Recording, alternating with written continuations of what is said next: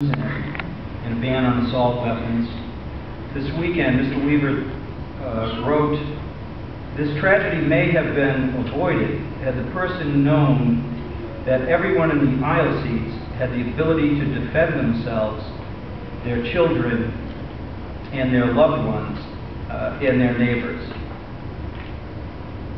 Mr. Golnik, do you think that Mr. Weaver was suggesting, and I pose the question to you also, Mr. Weaver, were you suggesting that the answer to gun violence is more guns in people's hands?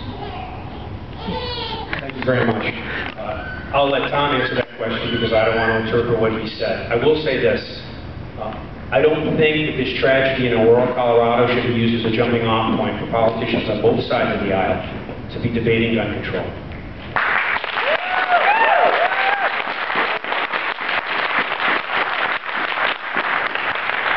I think what happened in Aurora, Colorado has nothing to do with lax gun regulation. It has to do with the fact that he plain and simply was a madman.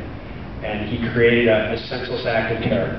And there was absolutely nothing that could have been done to stop him. If he didn't have access to guns, he could have used poison. He could have used fertilizer bombs, as we saw what happened in Oklahoma City.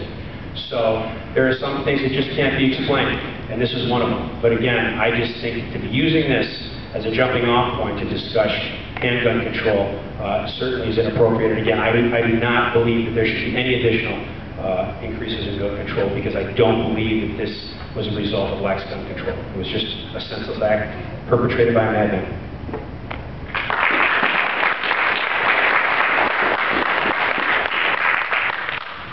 It is the job of Congress to lead. It is. It's the job of Congress to get together and to discuss things, to try to figure out how to make things better. If we had an attitude not to use catastrophes, we probably shouldn't have done anything about September 11th for at least 2 weeks, when you really think about it. Is it tough to come out? Yes. My comments were about the fact that over the years, our government has created in us a sense that they will provide protection for us. Not protection, they have denied, they've gotten in the way of our belief that we have a right to self-defense.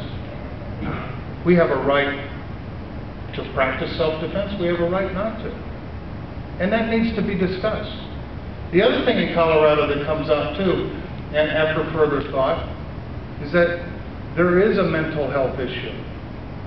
We've got programs that are underfunded and stuff, and we don't have the stuff down at the local level.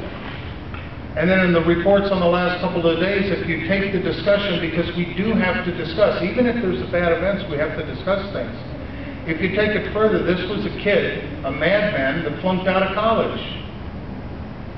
Perhaps over the last 20 years, if we hadn't been taking care of everybody's self-esteem, because growing up, I don't recall a teacher that cared about my self-esteem. They cared that I understood that sometimes you succeed and sometimes you don't, but you always get back up. There's a lot of things that we have to take from this, and we have to discuss, and we have to see. We can't stand on the sidelines and wait. What's the right moment to start talking about it? I stand by what I said. We do have a right to self-defense.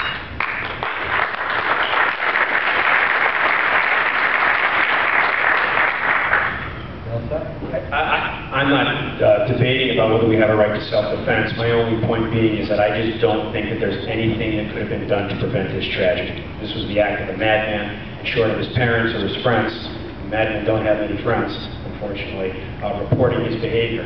I just don't think there's anything that could have been done to this. And I'm not talking about not reacting to this. 9/11 is completely different. 9/11, we didn't know if we were under further attack or not. This was an isolated incident. We have incidents like this that occur about anywhere 6 to 8 every year in some way, shape, or form, depending on how you define a massacre like this. I just think that it's something that can't be explained, and I don't think there's anything that could have prevented it. So I'm certainly not advocating not talking about it.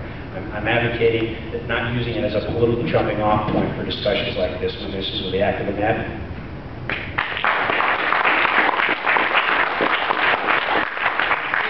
Seems to me on any given night in Chicago, we have the active madmen.